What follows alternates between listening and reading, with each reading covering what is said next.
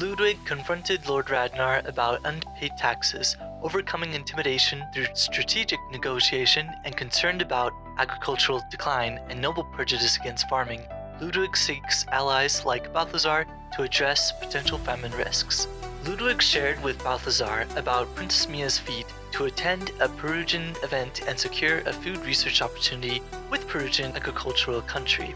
When inadvertently praising preserved cookies intended as a prank by Princess Rania, Mia mistook it for advanced food technology.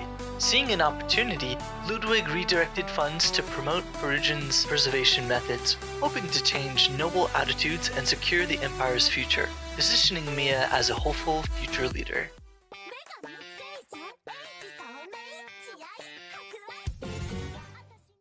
It was finally summer vacation for St. Noel Academy. Like many of the students, Mia was currently sitting in her carriage as it made its bumpy way toward Tearmoon. On the road and with no time to spare, she decided to take out her blood-stained diary and revisit its contents. It had been a long time since she had touched the book, and as she flipped it open, she held on to the hope that its final pages would reveal a different future. Well, that's not surprising, I suppose. The diary still concluded with her execution at the guillotine. The basic parts remained the same. There was a famine, followed by a revolution which sealed the fate of the imperial line. Of course, there were some changes. Whereas the Maces had been uniformly critical of the imperial family in the previous timeline, on the new previous timeline, the diary described the rise of a voluntary militia composed of mostly of residents from the New Moon district. Their loyalty lay not with the imperial family as a whole, but with Mia herself, and they came directly to her aid. In cooperation with the imperial guards, they caused considerable damage to the revolutionary army. Furthermore, it seems that there were some people who appealed for Mia's life to be spared. Altogether, the situation surrounding Mia had improved. The place of imprisonment changed from a dungeon to a room in the castle, and at the head chef's kind plea, Mia still enjoyed warm meals. Even on the day before the execution, it seems that he prepared such a big feast for her. It was specifically written in the diary on how excellent the yellow moon tomato was. There was also Xian, whose attitude had changed as well. He seemed to have opposed Mia's execution to some extent, partly because of his attendant's strong recommendation. On the other hand, in some cases, the support sometimes turned out for the worse. Anne, for example, suffered a more tragic fate. A bold but failed attempt to rescue Mia resulted in the breakup of her family, with her being arrested and labeled as a criminal. Then Abel also seemed to have infiltrated the Empire to rescue Mia. He blazed a bloody trail to the castle, but he would end up killed together with his many companions just before the castle gate. As a result, the relationship with the Kingdom of Remno worsened, plunging the Empire into even further hardship. That wasn't an enjoyable read. The description in the diary was written in unsteady letters. Perhaps the writer was upset by the news of Prince Abel's death. Also, the words are slightly blurred and the page had traces of getting wet, maybe because of fear, or sweating, or tears. Despite the subtle differences, the results did not change. The famine seems not as bad as before. The number one cause of the revolution still seemed to be food shortages. The food stockpile under Ludwig's instruction had provided some relief, but did not solve the overall food problem. Ultimately, they still wouldn't save up enough food. And then there's the conflict with the minority tribe near the border. The diary described a regional dispute with the Lulus, a tribe of Sylvan people. This might have happened on the previous timeline, but Mia had almost no recollection of it. At the same time, Mia wasn't interested in the issue, so she didn't know the cause of the incident. What she now understood was why it had led to bad things to her. The Lulus. Tiona's attendant came from that tribe. Leora Lulu, as her name suggests, she comes from the Lulu tribe. If Mia was involved in the outrageous acts against her hometown, it was not unreasonable for Tiona to come to hate her for it. In fact, it was written in the diary that the relationship with her was broken due to this incident. If this incident can be avoided, at least, Tiona may not turn into an enemy. I have to admit, all those crops the Rudolphin family produced are looking pretty good. If I could somehow get on their good side and convince them to fork over some food, it'll do wonders for the impending shortage. The supply alone wasn't going to solve the famine. but it could significantly improve the situation. Anyway, what exactly is this? Mia paid more attention to the incident that triggered the revolution, the abduction of Outland Count Brutal One, Fiona's father. The diary described the incident as being caused by the emperor who was jealous of the popular Outland Count. The emperor ordered the count, who shared his food with the people who were suffering from food shortages, to be abducted. This angered the masses, who rose up in protest, thereby sparking the flames of revolution.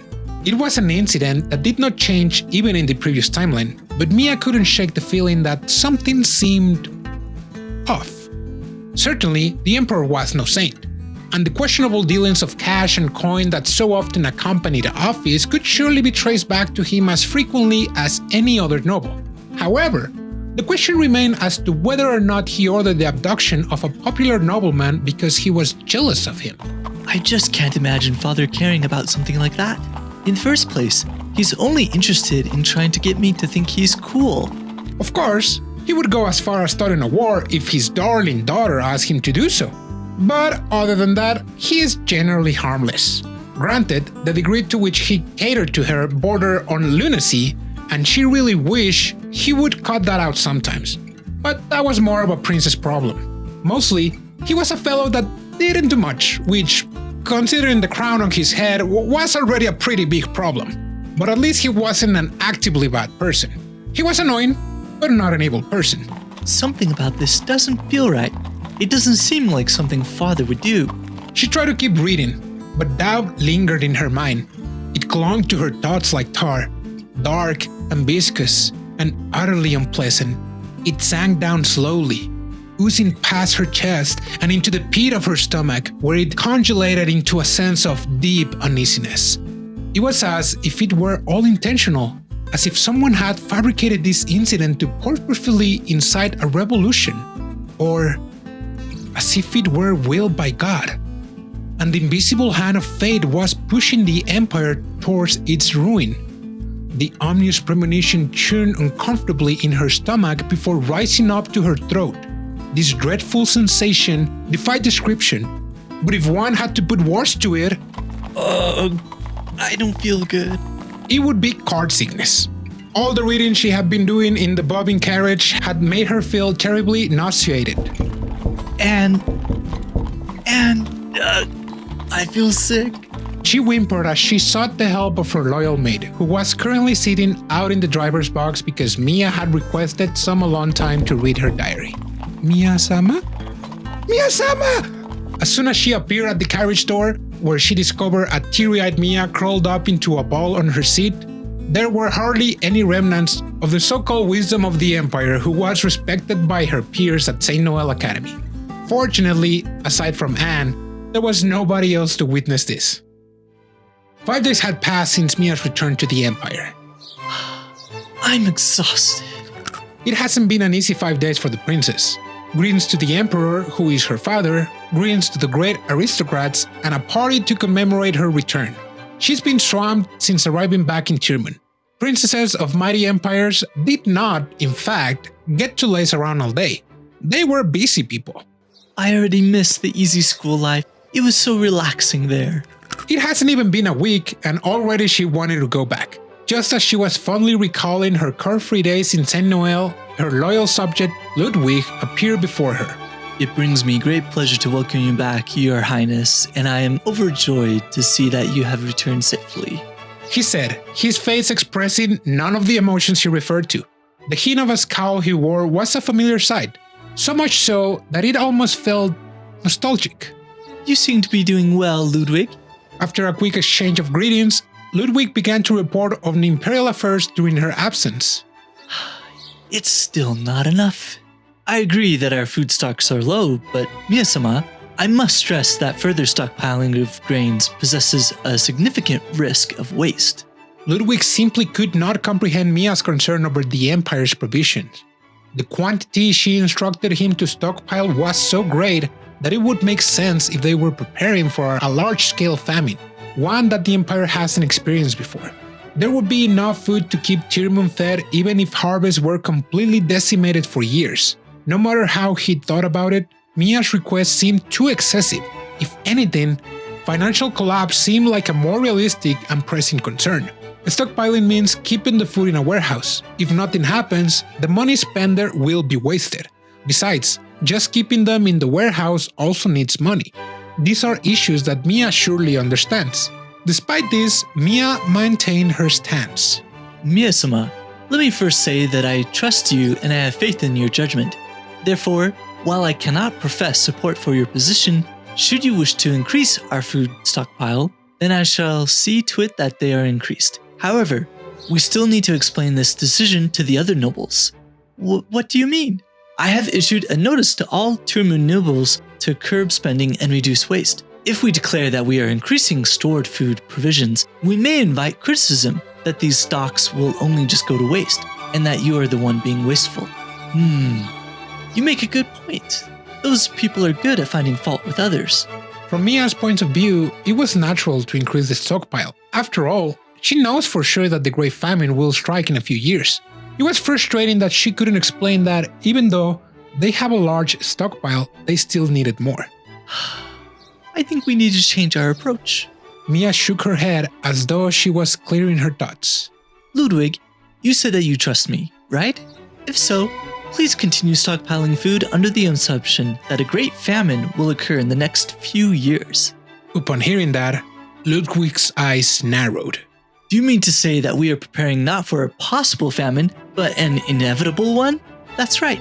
On top of that, I'd like to ask, but if you can't store up enough food, what should we do when a famine occurs? If you think about it normally, you have to use merchants to import food from afar. Even Mia knows that much, but that won't do. Using merchants to that extent would ruin our finances. Nothing is as expensive as food during famine, correct? It can't be helped. Price goes up when the demand exceeds the supply. It is natural that the more people want it, the higher the price of things. We have to limit that, though.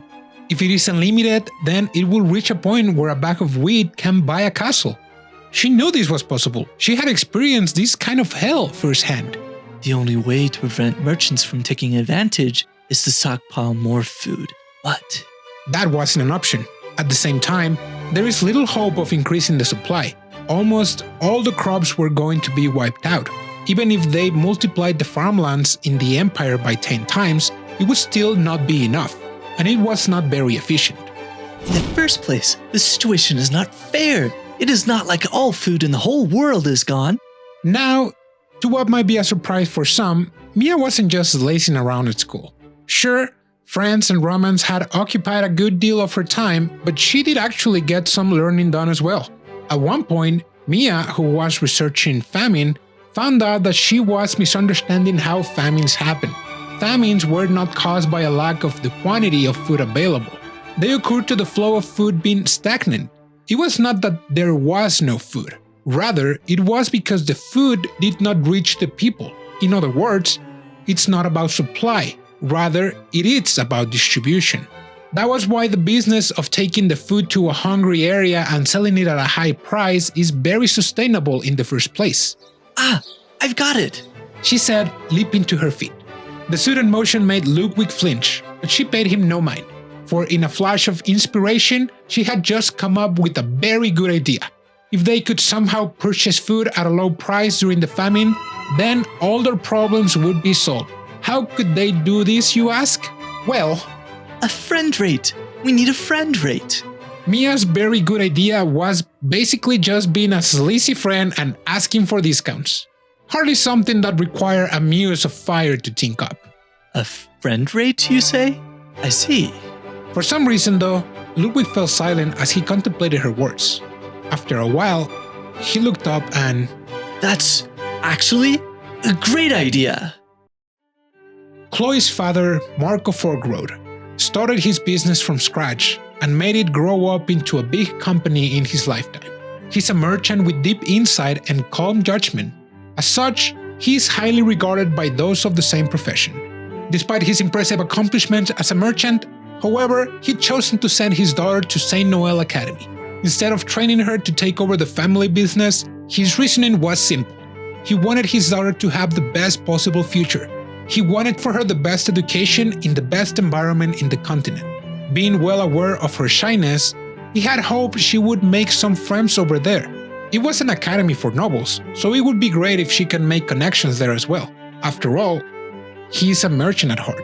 He had a discerning eye for money. He never passed up an opportunity to make money, and he operated under the principle, all that come to the net are fish.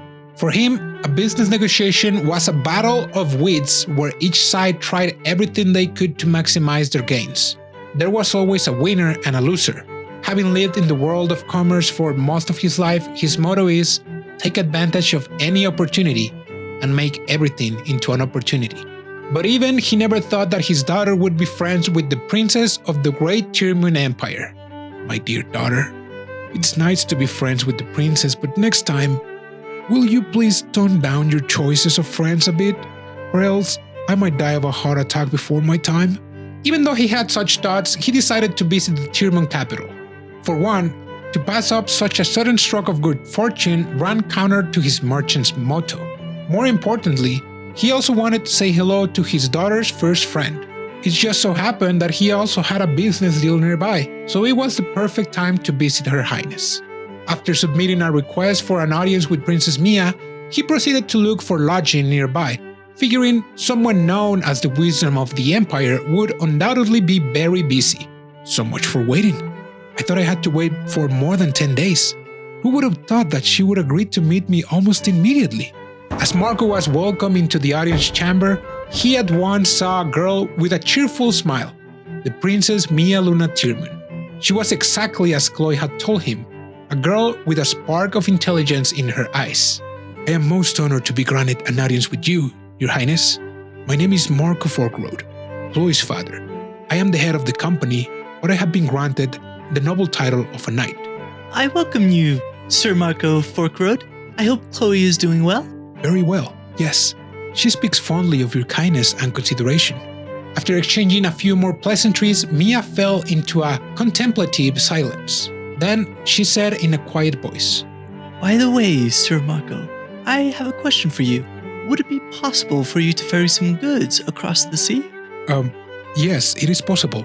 We have a large number of merchant ships, so if you order anything, we'd be more than happy to assist you. Sensing that this was a business opportunity, Marco put on his best salesman smile. What kind of goods would Your Highness have in mind? Spices, perhaps? Or some exotic rugs? The ones from overseas are of excellent quality and quite popular amongst the imperial nobility. I want wheat. Wheat? He stared at Mia for a while, trying to comprehend the words that had just come out of her mouth. She was asking him to ferry wheat into Tearmoon from across the sea. To a merchant, the idea seemed nothing short of ludicrous. It doesn't make any sense business-wise. No, not just business-wise, but it does not make sense at all. This is because wheat doesn't have to be brought from across the sea. Wheat can be obtained both in the empire and in neighboring countries. There was also no need, never mind any discernible benefit, to spend time and resources to bring it from a far distant place, especially on boats. Businesses, in a nutshell, were about buying from places that had things and going to places that don't have those things to sell them at a higher price. If food runs out during a famine, then he might make a profit. But during normal times, there was no way he could recover even just the cost of shipping and transportation. After all, people would just go to the local store to buy what wheat is in there. Who wants to pay extra for foreign wheat?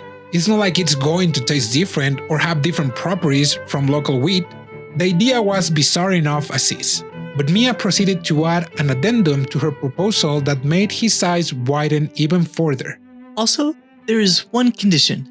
The price must be set in advance with a guarantee that it will not be changed under whatever circumstances. By which do you mean? Even if there is a famine, I won't allow you to raise the price. That's... The prince's request was as baffling as it was outrageous. If the Forkroad Company accepted this, then they would really be out of their minds. Of course, for the Tearmoon Empire, it makes perfect sense to secure food suppliers just in case something happens. But the Forkroad Company, that's so ridiculously one-sided. Marco paused his train of thought, interrupted by a sudden recollection of how his daughter had spoken of Mia. Chloe's voice echoed in his mind, describing the princess as a person who would not use her power to force others to her will. And if so, there must be a deeper meaning behind her ostensibly unreasonable proposal. Is this a test? Am I being tested? A chill ran up his spine and he felt a drop of cold sweat roll down his back. It was too subtle that he did not realize what he was dragged into. He realized that he was actually dragged into a business negotiation without him noticing. And now that he's aware of it, business negotiation means that this is where he can use words as weapons to close a deal. There is more to this. There has to be. The words of Princess Mia must have some meaning. Is she trying to see if I can decipher her words? Is it how she's trying to see if I'm a person worth trading with? He needed to think. What was it about this proposal that would make him want to sign on? What hidden boon did it offer? Just then, he heard Mia's voice. Oh, that's right. I forgot to mention. Mia added in a suspicious tone as if she deliberately chose not to mention it until this moment. I will always purchase at least a minimum amount agreed upon in advance. Buying a fixed amount at a fixed price, no matter the situation, the price will not move. Famine or no famine. Which means some of the conditions that Mia said came together like puzzle pieces in Marco's mind, and he was able to finally draw a conclusion. It will be a product that is not affected by market fluctuations. He turned the idea over a few times, immediately considering its merits and demerits, just as he always did when faced with a new proposition. As a merchant, the process was by now second nature. The mental thunderclap of shock that followed, however, was considerably less routine. If I'm going to ship it from overseas, the price will be higher. Has Your Highness given a thought about this? He thought he had figured out what the princess had in mind, but he wanted confirmation. Her answer to this question would provide just that. Mia didn't respond though. Instead, the young official standing behind her walked over and handed him a piece of parchment. This is the specific content of the contract. Seeing the parchment handed over, Marco let out a pensive sigh. This is a very interesting price setting. Mia was bubbling with happiness over the possibility of being able to buy wheat cheaply. However, there was a decisive gap between her and the general public census. Her idea of what cheap is was totally different from the public. She can be forgiven for this mistake though, as what she thought was cheap was based on the time of famine when a simple bag of wheat was enough to buy a small castle. So, what exactly does her price, even with the friend rate, look like to common people? Even factoring the cost of shipping it from distant lands, the price is still quite high. In this case, as long as my expenses don't go through the roof unexpectedly, I'll be making a steady profit. Marco realized that Mia's proposal was a mutual beneficial agreement. In exchange for being paid a high price when things are fine, he has to help out during famine. It is very similar to the concept of an insurance, something that this world has not yet invented. That's not all. There's more to it. Marco, a talented merchant, read through again what was included in this proposal. He realized that the biggest benefit of Mia's proposal was maintaining the distribution route. Why is food expensive during a famine in the first place? Of course, it is a balance between supply and demand. But even if there is no pressure in the demand, the price of wheat will still be high, because acquiring wheat costs money. Suppose he tried to import wheat from overseas. Having never traded in wheat before, Foregrowth Company must start by actually being introduced to the farmers who grow wheat overseas. Then, they have to figure out the transportation. What kind of transport ship should I use? How should it be handled while being transported? Perhaps wheat doesn't need a specialized way of transportation, but there is still the need to know at least the basic knowledge of its transportation method. They would need to hire knowledgeable and experienced people. Building a supply chain from the ground up was a costly task. It took a significant commitment of both money and energy to create a flow of goods where there had been none before. But what if the distribution could be maintained, even if it was small? Isn't it easier to widen a narrow stream than to revive a dead river? If I can maintain the distribution channels, if I can keep things flowing, then I will be able to transport it faster, smoothly, and at a lower cost than anywhere else in the event of a famine. The reason why it cannot be maintained is a matter of cost. In a merchant's perspective, it is unreasonable to continue a sales channel that produces profits only during famine. Of course, to prioritize profits, unprofitable distribution channels should be cut to save losses.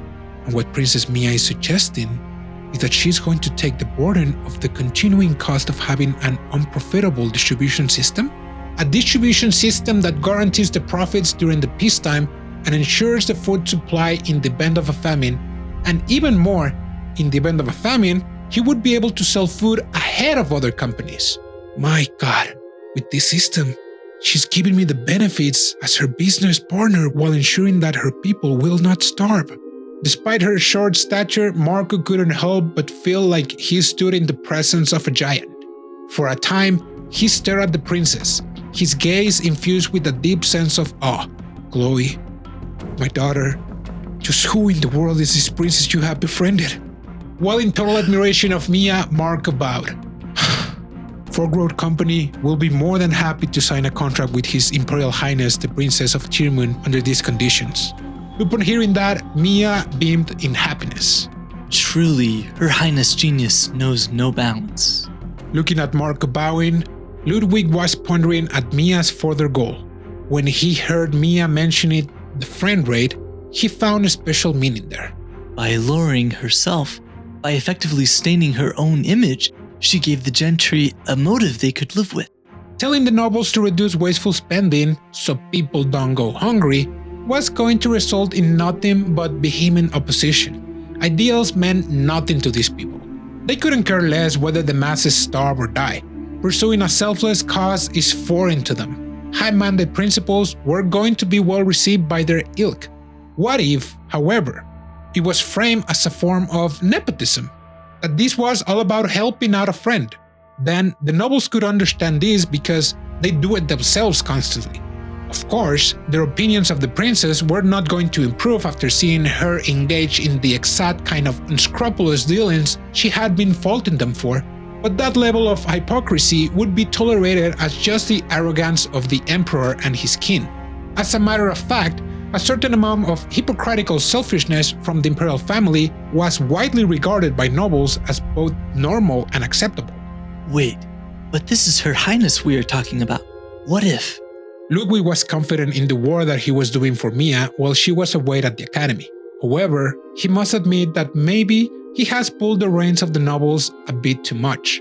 Mia, who noticed this, might have tried to loosen the reins by taking the initiative in cheating herself. This level of nepotism and profiteering is okay. In fact, this kind of arrogance is needed for Mia to win their respect. It will show to them that she's one of them. Thus, they can also support her cause. Politics cannot be limited to just being virtuous.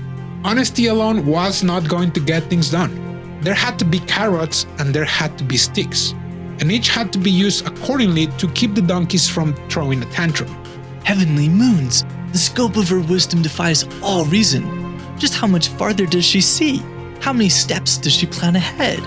May I never need to glimpse the inner workings of her mind, lest its infinite complexity shatter my fragile psyche. It hardly needs to be said, but if anything in Mia's mind was going to shatter his psyche, it was its sheer emptiness.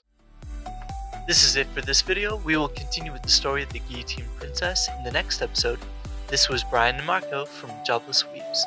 Matane!